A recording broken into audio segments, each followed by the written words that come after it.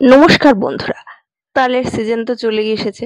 আর তালের সিজনে তালের বিভিন্ন রেসিপি আপনাদের সাথে শেয়ার করাও হয়ে গেছে, কিন্তু এই রেসিপিটা এখনো পর্যন্ত আমরাও করিনি আর আপনাদের সাথে শেয়ারও করা হয়নি। তো আজকে মা আপনাদের সাথে সেই রেসিপিটাই শেয়ার করবে। কিছুই না, এটা কিন্তু খুবই অসাধারণ একটা রেসিপি, তালের পোড়া পিঠে।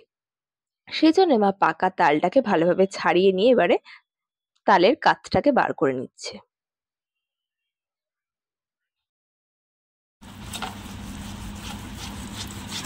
তারপরে তালের কাতটাকে ভালোভাবে ছেনে নিতে হবে।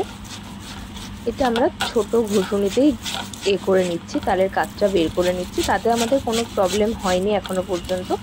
যাদের কাছে বড় ধরো ঘষুনি নেই তারা এরকম ছোটতেও করে নিতে পারো, কোনো অসুবিধা নেই। তো এইদিকে আমি 200 গ্রাম গোবিন্দভোগ চাল ভিজিয়ে নেওয়া হয়েছিল, আর সেটা জল ঝারিয়ে এটাকে মিক্সির মধ্যে দিয়ে এটার একটা পেস্ট করে নেব। এটা পেস্ট হয়ে গেলে এদিকে কড়াইয়ের মধ্যে কড়াটা গরম করে অল্প করে জল দিয়ে দিতে হবে।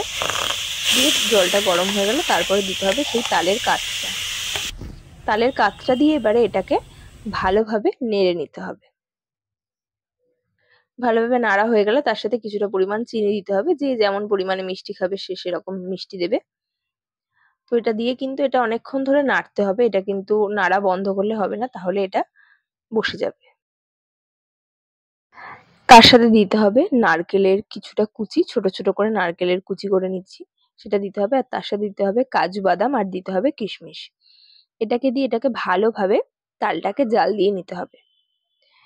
এটাকে একটু ঘন হয়ে আসলে দিতে হবে দুধ, কিছুটা পরিমাণ দুধ দিতে হবে। তারপরে দিয়ে এটাকে আবার একটু ভালোভাবে জাল দিতে হবে, দিয়ে একটু ভালো করে নাড়াচাড়া করে নিয়ে যাতে না বসে যায় নিচটা, সেটা অবশ্যই খেয়াল রাখতে হবে। তার সাথে দিতে হবে অল্প অল্প করে সেই চালের গুঁড়োটা, খুব বেশি পরিমাণে দেবো না, অল্প অল্প করে দিয়ে আগে দেখে নিতে হবে জিনিসটা কতটা পাক হচ্ছে, সেই বুঝে বুঝে দিতে হবে।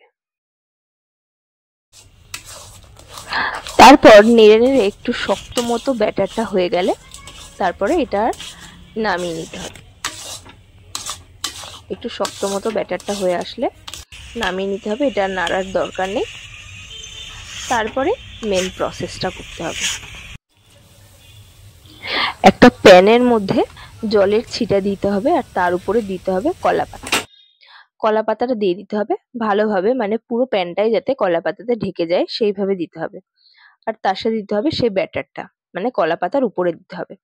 দিয়ে এটাকে সমানভাবে করে নিতে হবে, যাতে কলা পাতার চারিদিকে সমানভাবে পুরো প্যানটা সমানভাবে চেপে চেপে ওটা হাত দিয়ে প্লেন করে দিতে হবে, যাতে কোনো দিকে উঁচু নিচু না থাকে, একদম সমান যাতে হয়।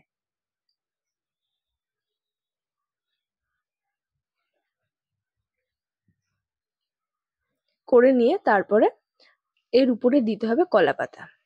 আবার সেম প্রসেসে পুরোটাই কলা পাতা দিয়ে ঢেকে দিতে হবে। দেওয়ার পরে এটাতে উপর থেকে দিতে হবে ঢাকনা। ঢাকনা দিয়ে এটাকে 10 মিনিট মতো হতে দিতে হবে। আর গ্যাসটা কিন্তু খুব একটা হাই ফ্লেমে রাখার দরকার নেই, মিডিয়াম ফ্লেমে রেখে এটা করতে হবে 10 মিনিট মতো। তারপরে 10 মিনিট পরে এটাকে আবার অপর পিঠটা ঘুরিয়ে নিতে হবে। ঘুরিয়ে আবার অপর পিঠটা আবার সেম প্রসেসে 10 মিনিট হতে দিতে হবে। এটা তোমরা বুঝতেও পারবে যে 10 মিনিট পরে হয়ে যাবে যখন, তখন দেখবে কলা পাতাটা অলরেডি পুড়ে গেছে। এই যে দেখতেই পাচ্ছ এই কলা পাতাটা দেখো পুরো কালো হয়ে পুড়ে গেছে। এরকমই হয়ে যাবে পুরো পাতাটা, মানে দুদিকেরই কলা পাতা পুরো পুড়ে যাবে যখন এটা হয়ে যাবে। এটা তৈরি হয়ে গেছে, এবারে নামিয়ে নিচ্ছি। দেখো পুরো তৈরি হয়ে গেছে তালের পোড়া পিঠে।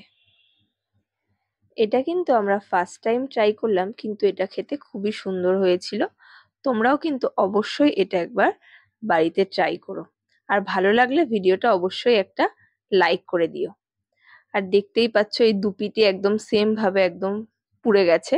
যেহেতু এটা পোড়া পিঠে সেই জন্যে পোড়াটাই হচ্ছে মাস্ট। তোমরা এটা কিন্তু ভেবো না যে জিনিসটা পুড়ে গেল, কিন্তু না, এটার নামই পোড়া পিঠে। তারপরে এগুলোকে এই যে পিস পিস করে কেটে নিতে হবে। আর দেখো বন্ধুরা, আমরা কিন্তু গরম অবস্থায় কেটেছিলাম, তাই সেইভাবে কাটছিল না। তোমরা কিন্তু অবশ্যই একটু ঠান্ডা করে কাটবে, দেখবে ওটা খুব সুন্দরভাবে কেটে যাবে পিস পিস ভাবে। আর এটা খুব সুন্দর নরম আর খেতেও খুবই করার পরেই এটা মা টেস্ট করে দেখেছিল। মা খেয়েও বলেছিল যে খুবই সুন্দর হয়েছে। এমনকি আমরাও যখন খেয়েছিলাম বাড়ির সবাই এটা ট্রাই করেছে, খুবই সুন্দর খেতে হয়েছিল। তো তোমরাই অবশ্যই